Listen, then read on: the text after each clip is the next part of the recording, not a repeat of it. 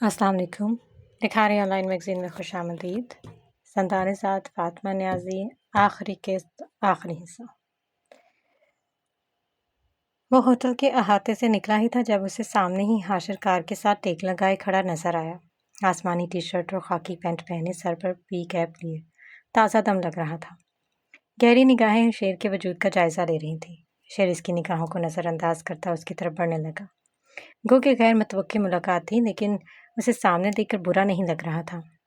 तो ये तय हुआ कि पेशावर जासूस अपनी जासूसी आम दिनों में भी तर्क नहीं करता। शेर ने छूटते ही तंज किया। हाशिर इसकी बात सुनकर आंखें सुखेड़े उसे घूरने लगा। वो तुम ही थे जिसने मुझे पाकिस्तान पहुंचने से पहले ही फेवर मांगी थी। वही देने आया हूँ। तंज का जवाब तंज से आया। हाँ, लेकिन ये तो नहीं कहा था कि मेरे पाकिस्तान पहुंचते ही मेरी जासूसी शुरू कर देना। व्हाटएवर, तुम अमीर से गैर कानूनी तौर पर मुलाकात क्यों करना चाह रहे हो? हाशिर इसको मशकूक निगाहों से देखते हुए पूछ रहा था। तो मुझसे ये पूछने आए हो? शेर ने दोनों हाथ सीने पर बांधते उसे लताड़ा हो जैसे। जाहिर है, वह एक हाई प्रोफाइल कैदी है। उसे यूं ही हम हर किसी से नहीं मिलवा सकते। तो मैं हर किसी हूँ? शेर ने हंसते हुए पूछा। जो भी हो, इंटरनेशनल हीरो या किसी सल्तनत के बादशाह, हमारे भी कुछ कानून हैं। जब तक तुम मुझे ये नहीं बताते कि तुम बगैर रिकॉर्ड में आए इससे क्यों मिलना चाहते हो, तब तक मैं तुम्हें उससे नहीं मिलवाऊंगा। साफ साफ वाजे करते हाशिर ने कंधे उचका दिए।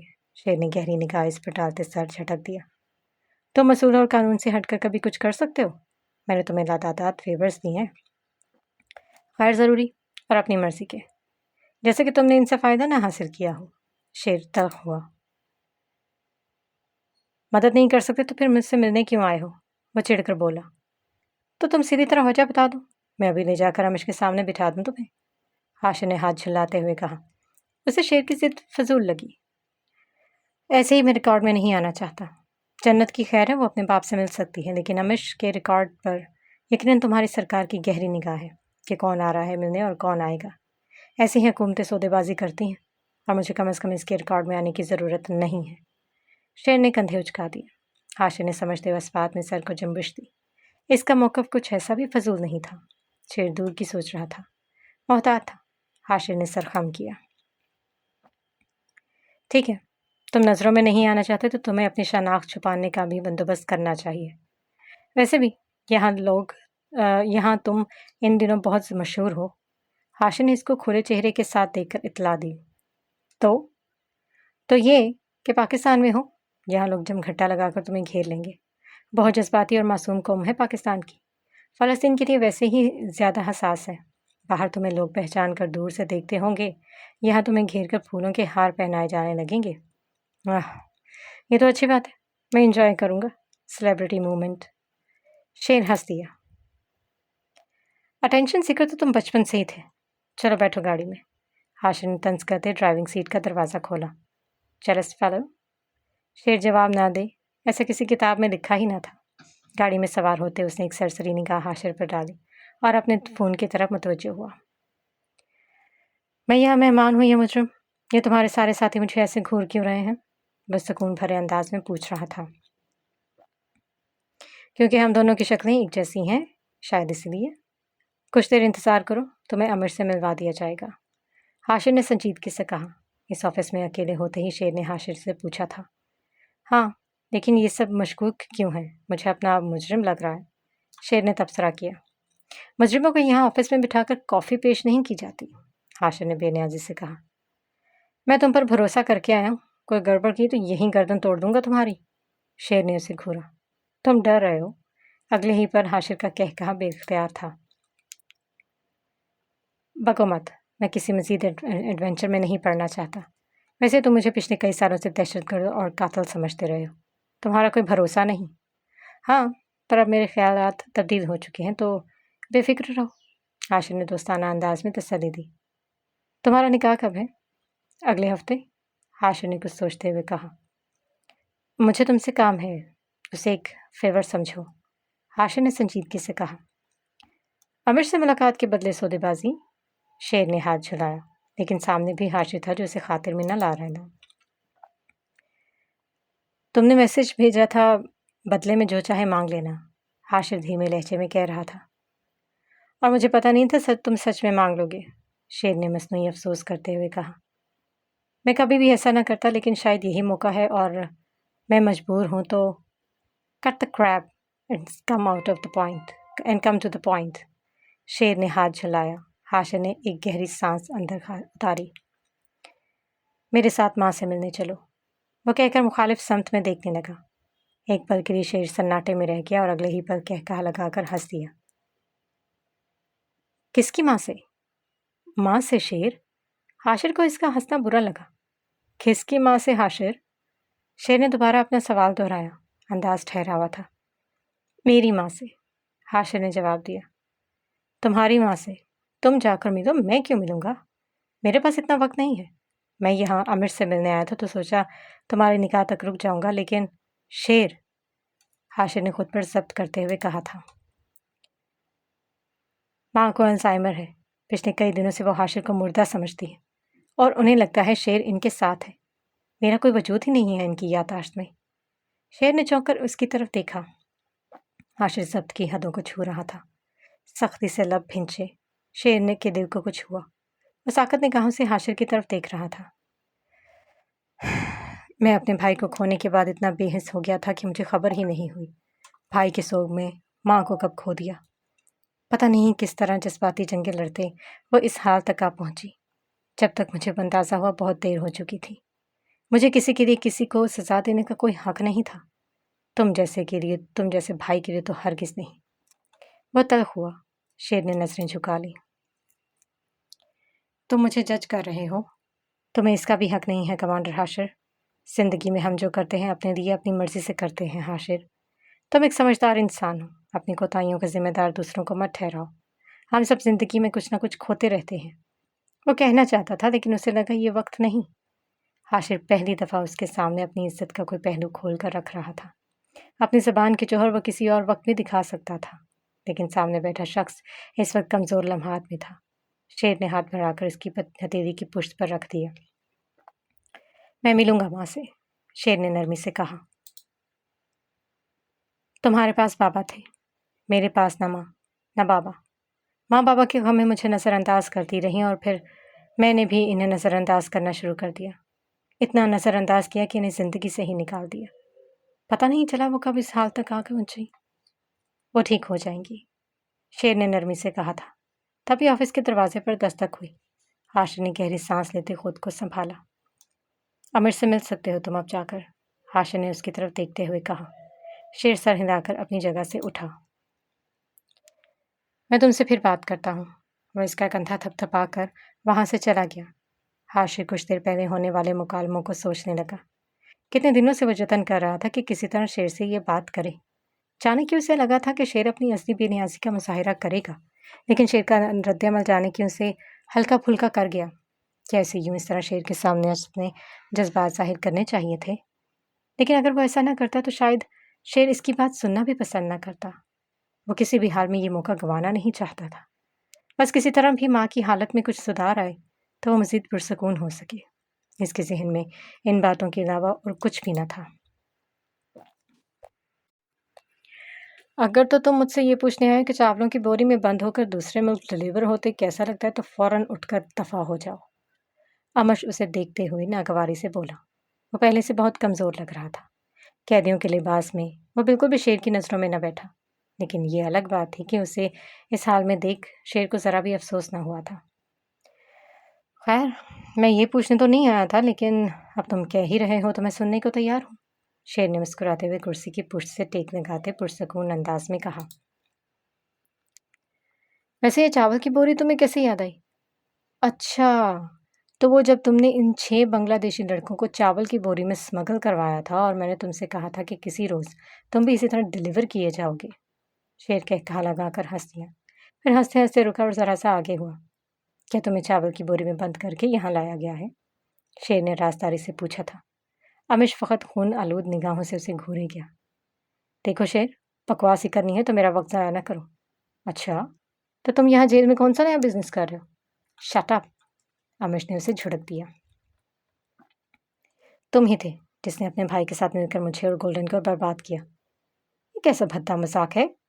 میں تو صرف ٹپس دیتا تھا، ورنہ اسے تم دونوں کو برباد کرنے کے لیے میری ضرورت ہی کیا تھی؟ شیر نے مسکراتے ہوئے اسے مزید تپانا چاہا۔ خیر چھوڑو یہ باتیں۔ شیر یکدم سنجیدہ ہوتے ہوئے سیدھا ہو بیٹھا۔ امش خاموشی سے اس کی طرف دیکھنے لگا۔ کل جنت تم سے ملنے آئے گی، شیر نے اطلاع دی تو امش کے تاثرات فوراً بدلے۔ کئی رنگ اس کے چہرے پر آ کر گزرے۔ بس ایک وہی تو تھی جس کی فکر اسے لمحہ بلحمہ ستاتی تھی۔ اس کا دل کرتا تھا، بس وہی تھی جس کی وجہ سے وہ پچھتاوے کی گہری کھائی میں روز جا گرتا تھا۔ وہ اداس اور ٹوٹا ہوا دکھائی دینے لگا۔ وہ بالکل ٹھیک ہے، خوش ہے، اسی کی وجہ سے تمہاری پھانسی کو عمر قید میں تبدیل کروا رہا ہوں، شیر نے سنجیدگی سے کہا۔ امش نے بے یقینی سے نظریں اٹھا کر اس کی طرف دیکھا، پھر فوراً ہی نظریں چرا لی۔ وہ آئے تو اس کے سامنے ایسی کوئی بات نہ کرنا جس سے وہ اداس ہو، شیر نے تنبیہ کی۔ اسے نیک تمناؤں کے ساتھ رخصت کرنا، اور ہاں میں بہت جلد اس سے شادی کرنے والا ہوں، کوشش کروں گا کہ وقتاً فوقتاً تم سے ملاتا رہوں اسے۔ امش سر جھکائے کسی فرما بردار بچے کی طرح سر کو آہستگی سے اسبات میں ہلاتا رہا۔ شکریہ، امش نے آہستگی سے کہا، جانے کہ اسے اپنا سر اتنا بھاری لگا تھا کہ اٹھانے کی ہمت نہ ہوئی۔ وہ شاید منتظر تھا کہ شیر مزید کچھ کہے، لیکن وہ خاموشی سے اٹھ کر جانے لگا۔ امش سر اٹھائے خاموش اور اداس نگاہوں سے شیر کو جاتا دیکھنے لگا۔ اس کے جاتے وہ بھی بھاری دل اور شکستہ قدم لیے واپس جانے لگا۔ یہ مارگلا کے پہاڑوں کے بیچ کا منظر تھا، خوبصورت سرسبز پہاڑ اور ان میں بہتی ٹھنڈی آبشار، جس کا شفاف پانی ایک خوبصورت دھیمے ساز کے ساتھ بہتا جا رہا تھا۔ آس پاس کے درخت بھیگے بھیگے سے لگتے تھے جیسے ابھی بارش ہوئی ہو۔ شیر نے ننھے غازی کو گود میں اٹھا رکھا تھا اور ہاتھ میں ننھے بھالو کو پکڑے وہ اسی میں ہی مگن نظر آتا تھا۔ جنت کندھوں پر بیگ لیے محصور سی ارد گرد کے مناظر اپنے اندر جذب کرتی دکھائی دے رہی تھی۔ ڈینیل بھی کیمرے میں مناظر ریکارڈ کرتا اپنے آپ میں مگن تھا۔ بہت خوبصورت جگہ ہے، تمہیں اس جگہ کا کس نے بتایا؟ میں نے حاشر سے پوچھا تھا۔ شیر نے سامنے دشوار گزار پتھر دیکھے تو جنت کا ہاتھ مضبوطی سے تھام کر اسے اپنے قریب کیا۔ اس کی فکر مندی پر جنت مسکرا دی۔ اسے بھی بلا لیتے، جنت نے کہا۔ اپنی شادی کی تیاری میں مصروف ہوگا اس لیے نہیں کہا، شیر نے کہا۔ میں اس سے ملنا چاہتی تھی، جنت نے ایک پتھر پر بیٹھتے اپنی خواہش کا اظہار کیا۔ مل لینا، آج پہلے امش سے مل لو، شیر نے نرمی سے کہا، جس پر جنت نے بے یقینی سے اس کی طرف دیکھا۔ تاثرات یکدم بدلے تھے، دل دھڑک اٹھا تھا۔ آج؟ جنت اٹک کر بولی۔ ہاں، یہاں سے پھر وہیں چلیں گے۔ اس نے نرمی سے اس کا ہاتھ پکڑے تسلی دی، خود بھی اس کے برابر میں بیٹھتے غازی کو گود میں بٹھایا۔ جنت نے غازی کو بے چین ہوتے دیکھا تو بیگ کھول کر اس کا فیڈر نکالنے لگی۔ شیر اس کی مدد کرنے لگا۔ دور سے دیکھنے پر وہ شادی شدہ جوڑے کی طرح لگ رہے تھے۔ بعد میں ہم اس کے لیے کیئر ٹیکر کا انتظام کر لیں گے، شیر نے ننھے غازی کے سر پر ہاتھ پھیرتے کہا اور سر اٹھائے شیر کی طرف دیکھنے لگا تھا۔ میں سنبھال سکتی ہوں اسے، کیا میں اس کا خیال نہیں رکھتی؟ جنت نے خفگی سے پوچھا۔ تم سے زیادہ بہتر انداز میں خیال کون رکھ سکتا ہے بھلا؟ ہر وقت میرے ساتھ لڑائی کرنے کے لیے تیار رہتی ہو چھوٹی چڑیل، وہ اس کی لٹ کھینچتے ہوئے محبت سے بولا۔ لیکن تمہاری اپنی ایک زندگی ہے، میں تم پر وقت سے پہلے یہ ذمہ داری نہیں ڈال سکتا۔ تمہیں بزنس جوائن کرنا ہے اور میں پہلے ہی طے کر چکا ہوں۔ یہ نہیں کہہ رہا کہ سارا وقت غازی کیئر ٹیکر کے ساتھ رہے گا، ہم وقت کا تعین کر لیں گے۔ پورے دن کے لیے اسے کسی کے حوالے نہیں کریں گے، لیکن چند گھنٹے کے لیے اسے کیئر ٹیکر کی ضرورت پڑے گی، شیر نے نرمی سے وضاحت دی۔ ننھے غازی شیر کی گود سے ٹیک لگائے فیڈر پی رہا تھا۔ شیر ہلکے انداز سے اس کا سر تھپ تھپا رہا تھا۔ جنت نے اپنا سر شیر کے کندھے سے ٹکا دیا۔ کچھ دیر بعد وہ امش سے ملنے والی تھی، یہ خیال اس کے کسی طرح چین نہیں لینے دے رہا تھا۔ ڈیڈ سے کیا بات کروں گی؟ وہ الجھی ہوئی تھی، آنکھیں مندے وہ تصور میں ہی امش کو اپنے سامنے دیکھ رہی تھی۔ اچھی باتیں، نہ خود مایوس ہونا، نہ اسے مایوس ہونے دینا، مستقبل کے بارے میں اسے بتانا، اسے کہنا کہ تم اس سے ملنے آیا کرو گی، اسے کہنا کہ زندگی اس نئے پہلو کو وقت کے ساتھ ساتھ سمجھنے کی کوشش کرے، گلے شکوے رہنے دینا، شیر نرمی سے کہہ رہا تھا۔ اس کا دوسرا ہاتھ جنت کے کندھے پر تھا، وہ نرمی سے اس کے کندھے کو سہلا رہا تھا۔ ہمیں اب زندگی میں اچھے اچھے پہلوؤں کو سمیٹ کر آگے بڑھنا ہوگا، ماضی کے کنکر کسی گہری کھائی میں پھینکنے ہوں گے تاکہ آگے سفر میں وہ ہمیں نہ چبھے۔ دفتن پتھر سرکنے کی آواز آئی اور جنت نے چونک کر آنکھیں کھول دی۔ معذرت چاہتا ہوں، میں یہ چائے دینے آیا تھا۔ ڈینیل بری طرح سے شرمندہ ہوا۔ ایسی بھی کوئی بات نہیں ہو رہی جس پر شرمندگی سے مرنے والے ہو جاؤ، شیر نے ہنس کر کہا۔ آؤ، آر یو شیور؟ وہ ہنوز کھسیا ہوا تھا۔ انہیں پرسکون انداز میں ایسے دیکھ کر وہ پلٹ ہی رہا تھا جب پتھر سے ٹکرا گیا۔ آ بھی جاؤ، جنت نے اسے گھورا۔ کیا لے کر آئے ہو؟ جنت نے اس کے ہاتھوں کو دیکھتے ہوئے کہا۔ کچھ تو یہ ملک ٹی مل رہی تھی، کافی بھی تھی، لیکن میں نے دیکھا لوگ یہ زیادہ پی رہے ہیں۔ ڈینیل نے دونوں کو دیکھتے ہوئے کہا، اور یہ ساتھ میں بسکٹ ہے۔ شکریہ، ہر موقع پہ ہمیں یہ احساس دلانے کے لیے اور ہر چیز سنبھالنے کے لیے۔ تمہیں نہیں لگتا شیر کہ ڈینیل کے بغیر تمہاری زندگی کتنی مشکل ہوتی؟ جنت چائے کا کپ پکڑتے ہوئے بولی۔ ڈینیل اس کی بات پر چھینک گیا۔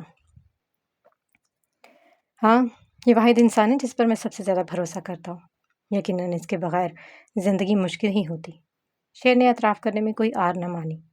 ڈینیل کا چہرہ خوشی اور تشکر کے احساس سے چمک اٹھا۔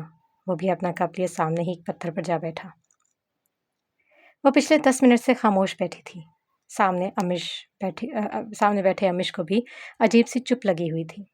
فرشتوں جیسی معصومیت اور پریوں جیسا حسن لے کر پیدا ہونے والی جنت، اس کو ملا بھی تو کیا اس جیسا باپ؟ وہ تو لاڈوں میں پلنے جیسی تھی۔ خود وہ کہاں اسی اولاد کا لائق تھا؟ دل کو ڈلانے لگا، آنکھیں جلنے لگی، سارے گناہ، سارے جرم، سارے ظلم یاد آنے لگے۔ اب وہ چاہتا تھا کہ اس کی پیاری بیٹی اسے نفرت کرنے لگے، اسے بھول جائے، ایک نئی خوبصورت زندگی کا آغاز کرے، اسے یاد تک نہ کرے۔ اسی لائق تھا امش البانی۔ کیا تم جانتی ہو جنت کہ تمہاری ماں کیسے مری تھی؟ اس نے آہستگی سے پوچھا۔ جنت نے جھٹکے سے گردن اٹھائی۔ کیا ایسا نہیں ہو سکتا کہ ہم ماضی کی کوئی بات نہ کریں؟ جنت نے بڑی بے چارگی سے کہا تھا۔ پلیز۔ اس کے انداز میں منت تھی۔ آمش نے گہری سانس لی۔ تو وہ یہاں کیا اچھی یاد لینے آئی تھی؟ راحت کا احساس ہوا۔ اس کا لہجے میں حقارت نہ تھی، مزید راحت ہوئی۔ اپنا خیال رکھنا جنت، آمش نے آہستگی سے کہا۔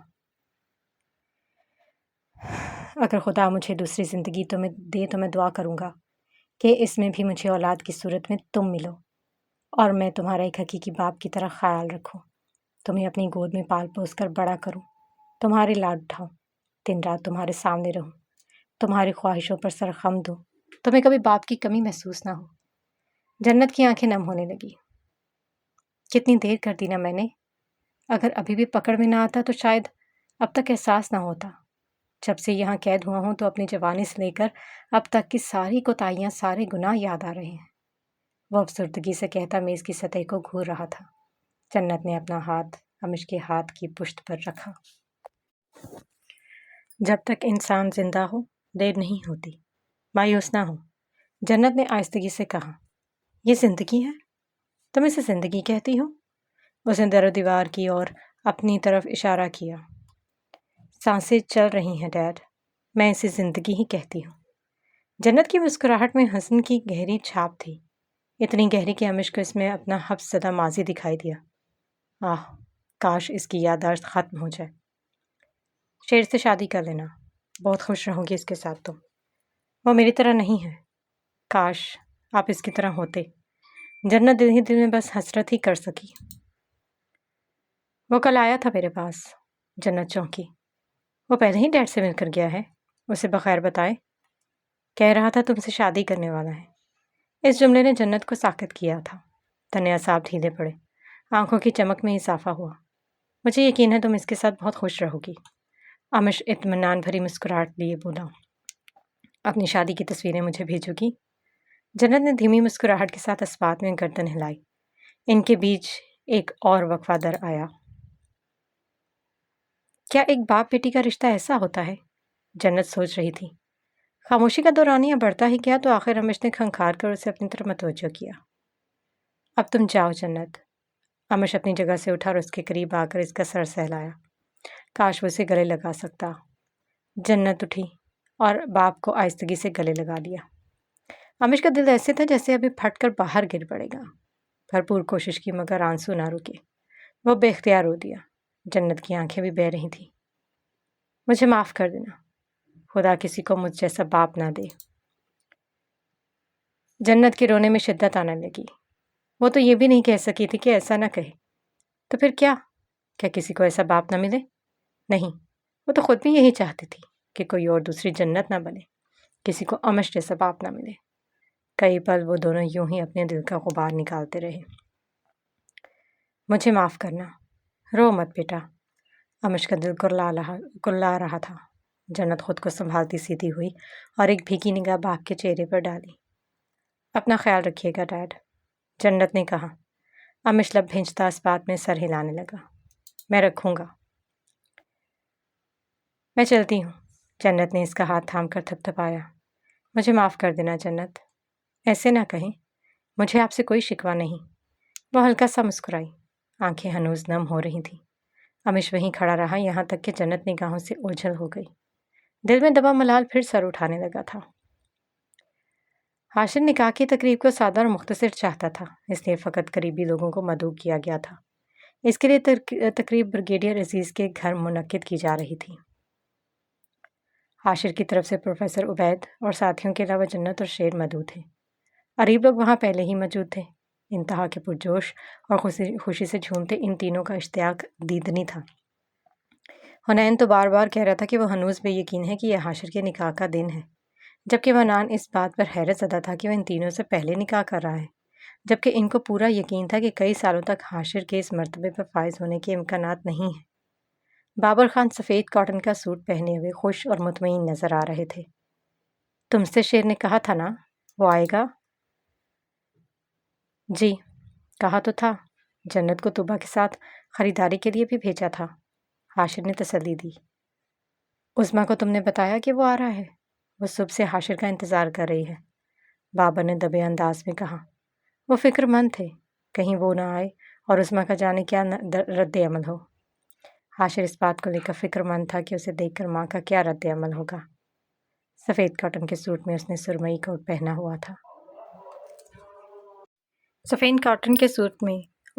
کوٹ پہنا ہوا تھا۔ سر پر سفید دستار باندھے وہ معمول سے ہٹ کر لگ رہا تھا۔ اس کے کھڑے نقوش اور دراز کا دقامت، یہ ثقافتی لباس اس پر خود جچ رہا تھا۔ خوشی اور سکون اپنی جگہ، لیکن وہ کچھ کشمکش کا شکار تھا۔ شیر نے جب کہا وہ ماں سے ملے گا، تب جانے کہ اسے پورا یقین ہو چلا تھا کہ وہ آئے گا۔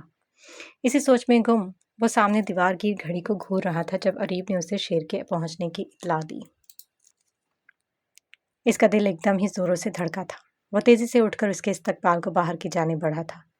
بابر خان بھی اس کے پیچھے لپکے تھے۔ باہر آیا تو شیر جنت اور ڈینیل کھڑے حنین اور منان کے ساتھ مل رہے تھے۔ تم آ گئے؟ حاشر نے وہاں پہنچتے ہی پہلا جملہ کہا۔ ایک بوجھ سا دل سے اترا، لیکن ایک مزید بھاری پہاڑ جیسے سر پر آ پڑا ہو۔ تم نے اتنی منتیں کی تو آنا پڑا، وہ مسکراہٹ دباتا اس کے الجھے کشمکش میں گھرے چہرے کو دیکھ کر بولا۔ اپنی شادی کے دن بھی اتنی بری صورت لیے گھوم رہے ہو؟ شیر نے اس کا کندھا تھپتھپا کر باپ کی طرف دیکھا۔ کیسے ہیں آپ؟ جنت نے انگریزی میں ہی حاشر سے پوچھا۔ میں ٹھیک ہوں، آپ کیسی ہیں؟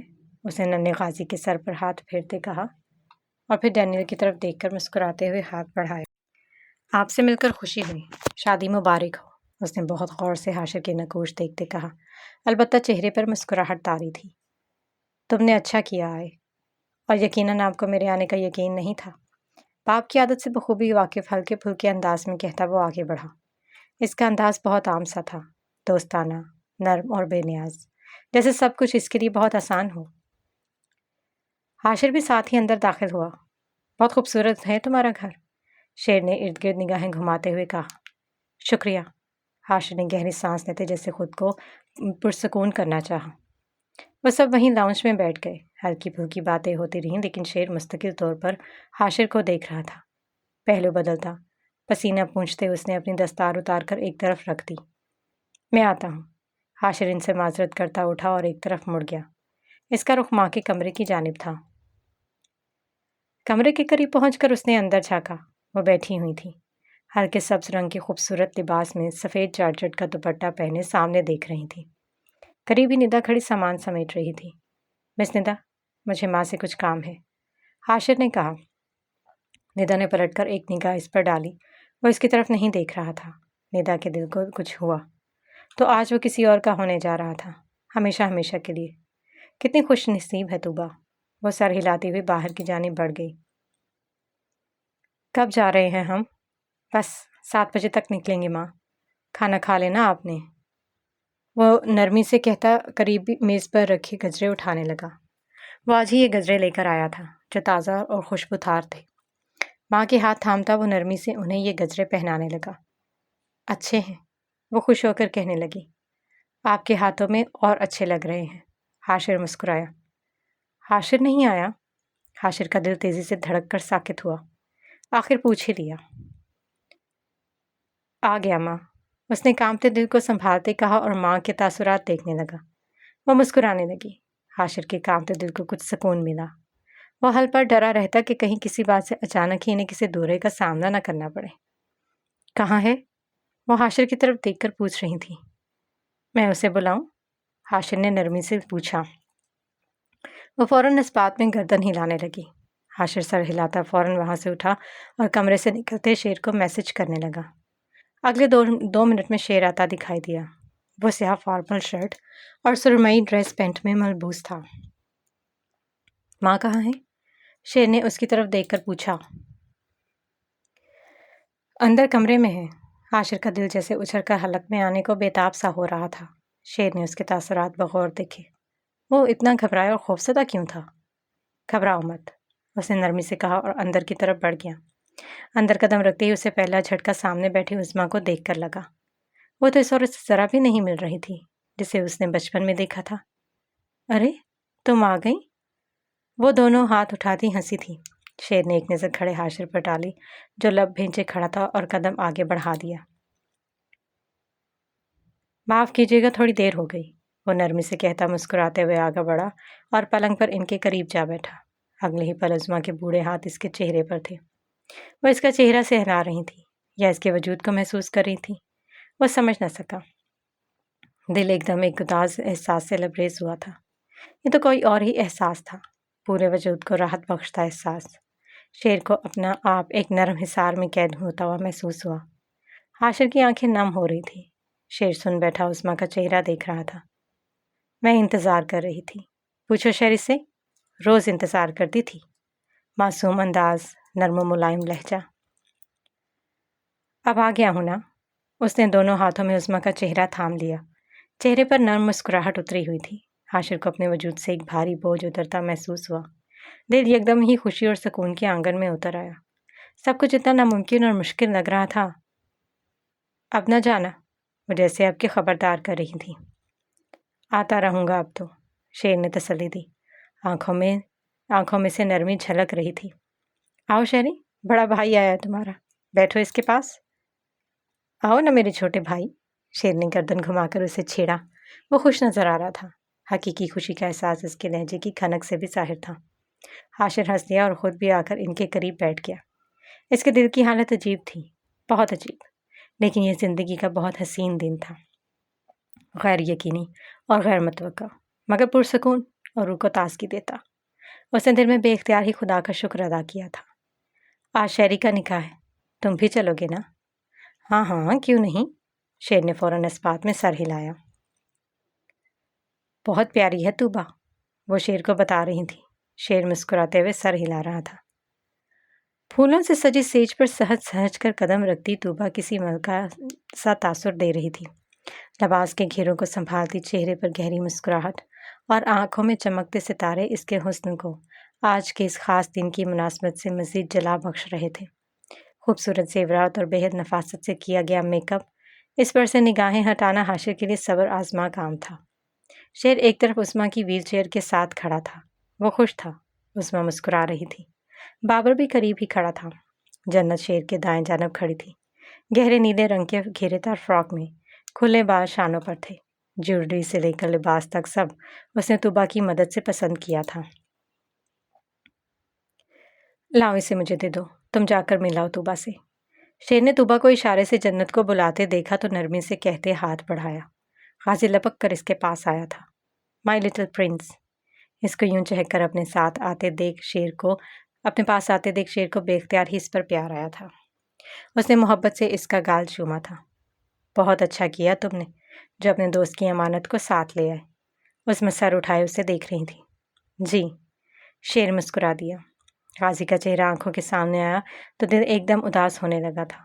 بابا نے اس کے کندھے پر دباؤ ڈالتے جیسے تسلی دی تھی۔ اس کے چہرے کو بجھتا دیکھ کر وہ سمجھ گئے تھے وہ کس بات پر اداس ہوا تھا۔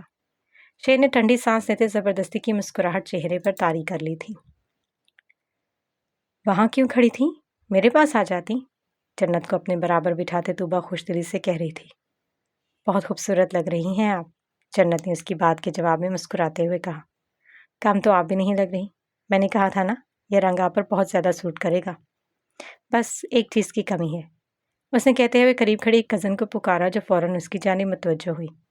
گلاب کے کنگن لے آؤ، وہ کہہ رہی تھی اور عاشر گردن گھمائی یک ٹک اس کے چہرے کو دیکھ رہا تھا۔ اس پر طوبا اس کی طرف دیکھتے جھینک کر نظریں چرا گئی تھی۔ وہ مسکراتی نگاہوں سے اسے دیکھے گیا۔ کچھ ہی دیر گزری جب نکاح خواں آتا دکھائی دیا۔ نکاح کی تقریب براہ راست شروع ہو رہی تھی۔ میں یہی ہوں ماں کے پاس، آپ شیری کے پاس جائیں۔ شیر جو حاشر کہنے لگا تھا فوراً خود کو سنبھالتا بابر سے کہا۔ وہ سر ہلاتے اسٹیج کی طرف بڑھنے لگے۔ نکاح کے دوران حاشر مسلسل مسکراتا دکھائی دیکھ رہی ہیں اپنے بیٹے کو، کیسے مسکراہٹ روکی ہی نہیں جا رہی، شیر نے عثمان کی طرف دیکھتے ہوئے کہا۔ وہ ہنسنے لگی۔ تبھی جنت اسٹیج سے اترتی دکھائی دی۔ شیر اسے دیکھا گیا، اب لبوں کے ساتھ آنکھیں بھی مسکرانے لگی۔ تم کب کرو گے شادی؟ عثمان نے بھی جنت جو قریب آتے دیکھے پوچھا۔ جلدی کروں گا، جنت بھی بہت پیاری ہے، بالکل پری لگتی ہے، وہ شیر کی طرف دیکھ کر کہہ رہی تھی۔ ہے نا؟ وہ چہک کر بولا۔ کیا باتیں ہو رہی ہیں؟ جنت اردو نہیں سمجھتی تھی، اس نے شیر سے پوچھا۔ میں حاشر سے کہہ رہی ہوں وہ بھی جلدی شادی کر لیں، بہت اچھی ہے تم دونوں کی جوڑی، عثمان نے انگریزی میں جواب دے کر شیر کو مسکرانے پر مجبور کر دیا۔ جنت جھیم کر شیر کی طرف دیکھنے لگی۔ جنت شیر کی گہری نگاہوں کے حصار میں تھی۔ ایسے مت دیکھو لوگوں کے بیچ میں، سرگوشی کرتے اس نے اسے کوہنی ماری تو وہ ہنس کر دوسری جانب دیکھنے لگا۔ یہ نکاح سے 2 دن کے بعد کا منظر تھا۔ اندر لیونگ روم میں طوبا اور جنت بھی موجود تھے۔ آج رات وہ لوگ واپس شارجہ جا رہے تھے، اس لیے حاشر نے شیر کو گھر کھانے کی دعوت دی تھی۔ طوبا نے آ کر طعام کا بہترین اہتمام کیا تھا۔ خوشگوار ماحول میں کھانا کھانے کے بعد وہ دونوں لان میں چلے اور یوں ہی باتوں کا سلسلہ چل نکلا۔ اس پر بابل خان اندر لاؤنج کے گلاس ڈور کے پار سے ان دونوں کو دیکھ رہے تھے۔ یہ منظر ان کے لیے دنیا کا خوبصورت ترین منظر تھا۔ نکاح کے روز بھی واپسی پر شیر گھر آیا تھا۔ لمبی نشست رات تک چلی تھی۔ پاکستان آ کر تمہیں کیا محسوس ہوا؟ مجھے ایک نیم کا درخت نظر آیا۔ شیر نے اس کی طرف دیکھا۔ نیم کا درخت؟ حاشر الجھا۔ ہاں، مجھے یاد ہے کہ میں نیم کے تازہ دانے جو زرد رنگ کے ہوتے تھے انہیں کھا لیا کرتا تھا اور کڑوے منہ کا ذائقہ لیے تمہارے پاس آتا تھا اور تم ساری چیزیں لا کر میرے سامنے رکھ دیتے تھے۔ میں وہ سب کھا جاتا تھا، ساری چاکلیٹس، ساری مٹھائیاں۔ حاشر بے اختیار مسکرایا۔ اس کی مسکراہٹ میں کچھ تھا جو شیر کو بہت کچھ سوچنے پر مجبور کر گیا۔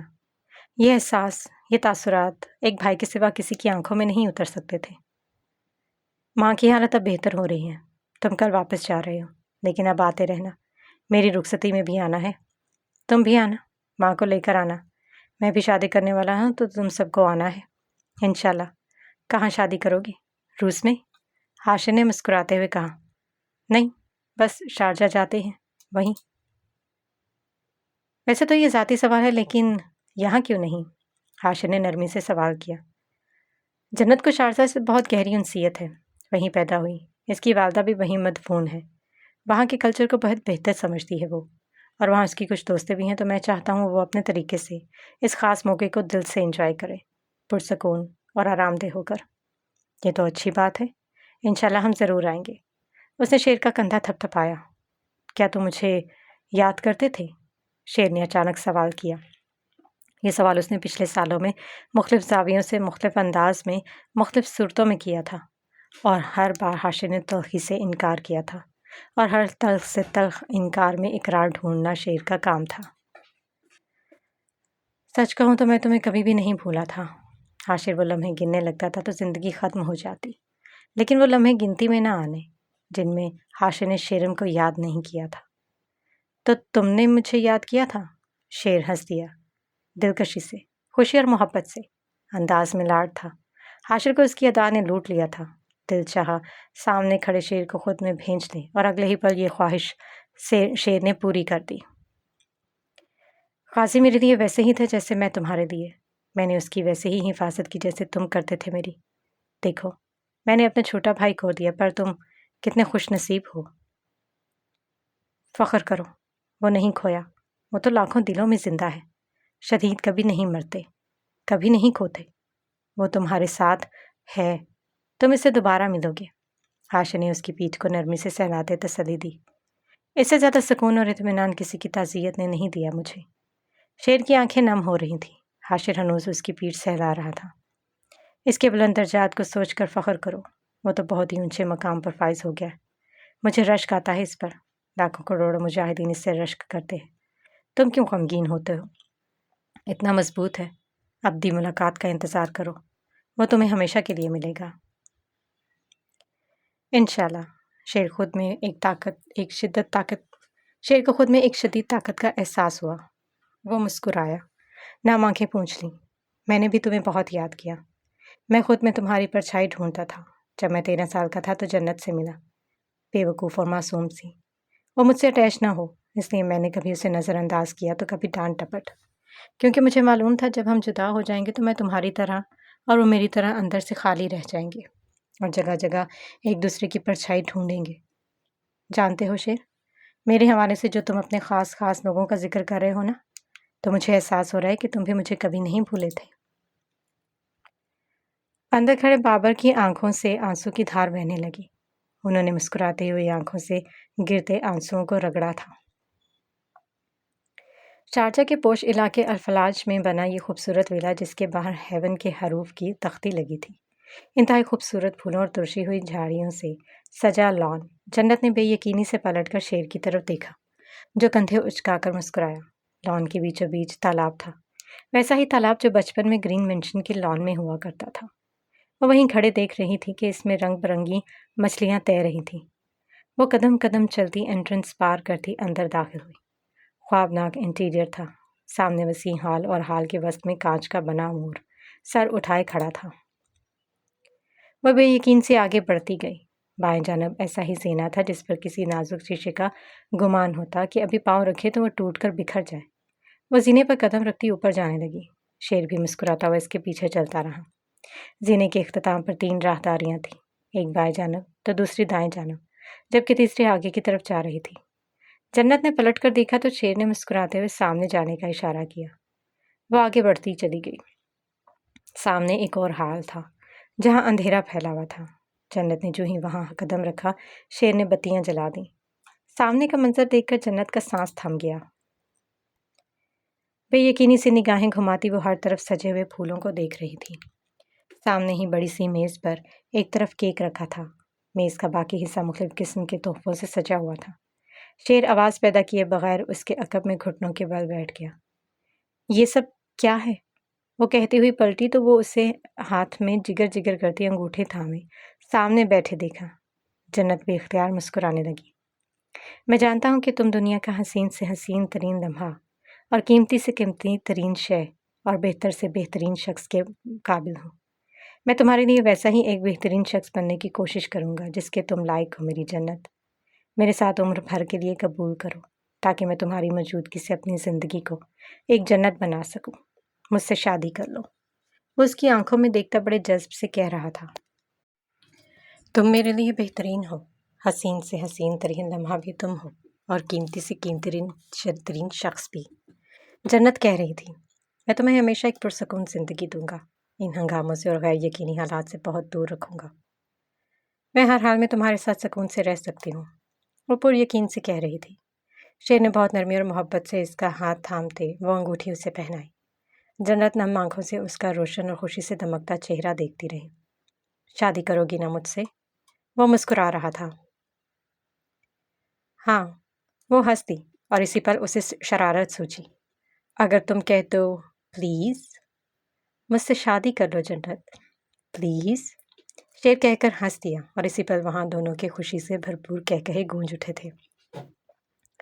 5 साल बाद रूस का दारुल मास्को का मंजर था। दिसंबर के आखिरी दिन थे। हर मंजर बर्फ से ढका और सर्द से ठठरता हुआ महसूस हो रहा था। लेकिन वो सिल्वर रंग की जदीद फन तामीर का शाहकार इमारत जिसके ऐन ऊपर दूर से चमकता नजर आ रहा था, एस्कीज, जो इस शहर की मुख्तलिफ इमारतों पर कुंदा नजर आना एक आम सी बात थी। सिर्फ इस शहर ही नहीं बल्कि वो दुनिया के मुख्तलिफ ममालिक में उभरा हुआ नाम था। मैं निकल रहा हूँ डैनियल, अब जो भी हो कल सुबह देखेंगे। वो अपना कोट लिए उठा था तो डैनियल भी ब्रीफकेस लेकर साथ ही निकल आया। हेजल स्किट के प्रपोजल का क्या सोचा आपने? इनकार है मेरी तरफ से। मैं छोटी से छोटी कंपनी के साथ काम करने को तैयार हूँ, लेकिन इनके साथ नहीं, शेर ने संजीदगी से कहा। जी ठीक है। मार्शल कैसी हैं? शेर ने डैनियल की बीवी के मुतालिक पूछा। ठीक है, लेकिन कल ऑपरेशन है, मैं थोड़ा फिक्रमंद हूँ। फिक्र मत करो, सब ठीक रहेगा। खुशी का मौका है, आखिर तुम भी बाप बनने वाले हो। शेर हंस दिया। वह तवील राहदारी में साथ चलते जा रहे थे। डैनियल मुस्कुरा दिया। कल से 10 दिन तक तुम्हारी छुट्टी है। मार्शल को तुम्हारी ज़रूरत है इस वक्त, लेकिन अगले हफ्ते सालाना सेमिनार है हमारा। फिक्र मत करो, बाकी लोग हैं ना। शेर ने इसका कंधा थपथपाया। ड्राइवर सियार रोल्स राइस का पिछला दरवाज़ा खोले खड़ा था। बर्फ़ गिर रही थी। शेर गाड़ी में सवार हुआ। ड्राइवर ने गेट बंद कर दिया। ठीक है, फिर मैं चलता हूँ, डैनियल ने खिड़की पर झुककर कहा। शेर ने सर हिला दिया। डैनियल पीछे खड़ी अपनी कार की जानिब बढ़ने लगा। शेर ने गाड़ी में बैठते ही एक नंबर मिलाया। हाँ, कैसे हो? दूसरी तरफ हाशिर था। ठीक हूँ, तुम कैसे हो? भाभी कैसी हैं? जन्नत बता रही थी कि ये शहर ठीक नहीं। वह फिक्रमंद लग रहा था। पिछले हफ्ते से सख्त तेज़ बुखार है, शायद इस दफ़ा हम सालाना सेमिनार में शिरकत ना कर सके। पहले ही बता रहा हूँ, हाशिर ने कहा। इसकी फ़िक्र ना करो, मैं समझता हूँ। तुम ये शहर का ख्याल रखो और मुझे खैरियत बताते रहना। घर जाकर वीडियो कॉल करूँगा। ठीक है, माँ भी तुम्हें याद कर रही हैं। हाँ, मैं घर जाकर कॉल करता हूँ, उसने कहते फ़ोन बंद कर दिया। गाड़ी मास्को की सड़क पर तेज़ रफ्तारी से दौड़ रही थी। शेर की सारी शख्सियत में कोई बदलाव नहीं आया था।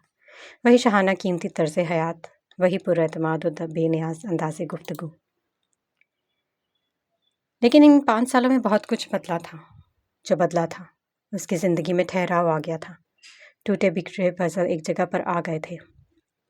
इसकी एक खूबसूरत फैमिली थी। नन्ना गाजी अब 7 साल का हो चुका था। इसकी और जन्नत की एक 3 साला बेटी थी जिसका नाम शहरीन था। अब वो अपनी एक कामयाब पुरसकून ज़िंदगी का बिला शिरकत खैर मालिक था। मिस्टर फॉक्स से मिलने नहीं जाएंगी आप? उसकी सेक्रेटरी ने सवाल किया। मिस रोज़ी, आप मुझे सिर्फ उतना ही बताएं जितना मैं पूछूं। ये सवाल किस हैसियत से कर रही हैं आप? हेज़ल ने संजीदगी से सवाल किया। अंदाज काटदार था। माजरत ख्वाह हूँ, जाकर देखें सारी मॉडल्स तैयार हैं और शो शुरू होने में कितना वक्त है। याद रखो, मुझे कोई गड़बड़ नहीं चाहिए। वो अपने फ़ोन पर मसरूफ़ होने से कब्ल उसे हदायत देती अब पलटकर ऑफिस की तरफ जा रही थी। हिल की टिक टिक फिज़ा में गूंजती दूर होती गई। वो आज भी वैसी ही थी। वही गरूर, वही तकब्बुर से लथड़ा वजूद, इसमें कुछ भी नहीं बदला था। मैं तुम्हें आज भी नहीं भूली, तुम्हें याद कर रही हूँ, उसने एक पैगाम लिखकर उसने मेल भेज दी, जानते हुए भी कि सामने वाला शख्स कभी भी जवाब नहीं देगा। उसे यकीन सा था कि उसके राब्ता नंबर किसी ब्लैक लिस्ट में पड़े सड़ रहे होंगे, लेकिन अब वो आदी थी तो उसे कुछ फ़र्क नहीं पड़ता था। वह मामूल से रोज़ पैगाम भेजती थी, चाहे जवाब आए या ना आए। शाही महल के शाही बिस्तर पर वो पड़ा बुरी तरह हाँप रहा था। शायद कुछ देर कबल ही उसे खांसी का दौरा पड़ा था। हर दौरे के बाद वो यूं ही थक हार कर हाँपता था। वो किसी सड़ी हुई हड्डियों के ढांचे की मानंद नजर आ रहा था। बेहतरीन से बेहतरीन डॉक्टर आकर उसका इलाज करते थे, लेकिन हर दवा सिर्फ वक्ती सुकून देती थी। शराब नोशी की ज्यादती ने उसके अंदर का निज़ाम सड़ा कर रख दिया था। कभी वो खून उगलता तो कभी खांस खांस कर दोहरा हो जाता। हेज़ल कभी कभार उससे मिलने आती थी, कभी तुरहम निगाहों से नवाजती, तसल्ली देती, तो कभी इस पर चढ़ दौड़ती। उसे आज भी बाप से अनगिनत शिकवे थे। वो हेज़ल के शिकवे सुनकर खामोशी से देखता रहता। अरसा हुआ उसने जवाब देना तर्क कर दिया था। कुछ कहकर वो अपना हलक थकाए, इससे बेहतर था कि वो खामोश रहे। सो वो खामोशी को तरजीह देता। उसकी बातें ख़त्म होने का इंतज़ार करता और दुआ करता कि जल्द से जल्द वो वापस चली जाए। वो हेज़ल का इंतज़ार नहीं करता था, वह सिर्फ एक ही इंसान का इंतज़ार करता था, جو کبھی کبھار اس سے ملنے آتا تھا، جو اس سے باتیں کرتا، اس کا دل بہلاتا تھا، اس کے میڈیکل ڈاکیومنٹس چیک کرتا تھا، ڈاکٹرز کی ٹیم کو مختلف ہدایات دیتا، واپس لوٹ جاتا تھا۔ وہ اس سے شکوے نہیں کرتا تھا، جس سے اس سے کوئی شکایت نہیں تھی، جو اس پر چیخنا چلاتا نہیں تھا۔ ہاں، وہ اس کی شراب کی بوتلیں ضرور پھینکواتا تھا، لیکن یہ گولڈن کے لیے ایک دلچسپ کھیل کی مانند تھا۔ وہ اب شراب نہیں پیتا تھا، لیکن صرف اس لیے منگوا کر رکھ دیتا تھا تاکہ وہ آئے اور ملازموں کو اچھی طرح جھاڑ کر وہ بوتلیں پھینکوا دے۔ میں نے بات کی ہے کئی جگہ، ڈونر جیسے ہی ملتا ہے تمہارا ٹرانسپلانٹ ہو جائے گا، صرف تب تک تم شراب چھوڑ دو۔ ڈھیٹوں کی طرح ہر دفعہ اپنی الماریاں مت بھر لیا کرو۔ اس نے لیٹے لیٹے بیڈ کی طرف لگی گھنٹی بجائی۔ اگلے ہی لمحے پیٹر تقریباً دوڑتا ہوا آیا۔ مجھے شیر کا نمبر ملا کر دو، اس نے حکم دیا۔ پیٹر سر ہلاتا فون ملانے لگا۔ کچھ گھنٹیوں کے بعد فون اٹھا لیا گیا۔ ہاں بولو، 1 ہفتہ ہو گیا تم مجھ سے ملنے نہیں آئے۔ سالانہ سیمینار ہو رہا ہے اگلے ہفتے، ان دنوں میں مصروف ہوں، کچھ دنوں میں چکر لگاؤں گا، دوسری طرف سے جلد بازی سے کہا گیا۔ ٹھیک ہے، گولڈن نے کہہ کر فون بند کر دیا۔ وہ اسے روز روز فون نہیں کرتا تھا، وہ نہیں چاہتا تھا کہ ساری دنیا کی طرح وہ بھی بیزار ہو کر دور ہو جائے۔ اس نے فون پیٹر کو پکڑا کر آنکھیں موند لیں۔ میں اکیلا ہوتا تو شاید یہاں تک نہ پہنچ پاتا۔ میری بنیاد ہر وہ شخص ہے جس نے میرے لیے کسی نہ کسی درجے پر کام کیا ہے، چاہے وہ میرے دفتر کا چپڑاسی ہو یا ایک کلرک۔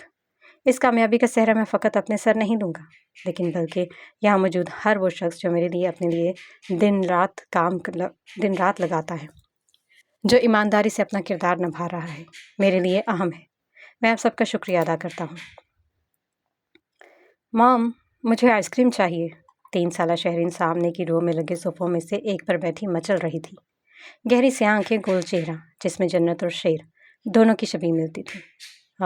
شیری، ابھی دیکھو ڈیڈ کیا کہہ رہے ہیں۔ ڈیڈ نے پچھلے 5 سال بھی یہی بورنگ سپیچ دی تھی۔ چھوڑیں، مجھے آئس کریم چاہیے۔ شیری، تم ڈیڈ کو بورنگ نہیں کہہ سکتی۔ 7 سالہ غازی اسے گھورنے لگا۔ لیکن میں نے ڈیڈ کو بورنگ نہیں کہا، ان کی تقریر کو کہا ہے، وہ معصومیت سے کہتی پھر جنت کی طرف متوجہ ہوئی۔ اس کی بات سن کر برابر میں بیٹھے بابر خان بھی ہنس دیے۔ ابھی نہیں، اور کتنی دیر بولیں گے ڈیڈ؟ ساری دنیا ہمارے ڈیڈ کو سننے کے لیے بیٹھی ہے لڑکی، اور تم کہہ رہی ہو اور کتنی دیر بولیں گے؟ غازی نے افسوس کرتے کہا۔ پھر بھی اور کتنی دیر غازی؟ کیا تمہیں آئس کریم نہیں چاہیے؟ شہرین کی سوئی وہیں اٹکی تھی، وہ بیزار نظر آ رہی تھی۔ غازی نے اشارے سے اسے چپ رہنے کا کہا۔ جنت نے ایک نظر ان دونوں چہروں کو دیکھا اور سر جھٹک کر ہنس دی۔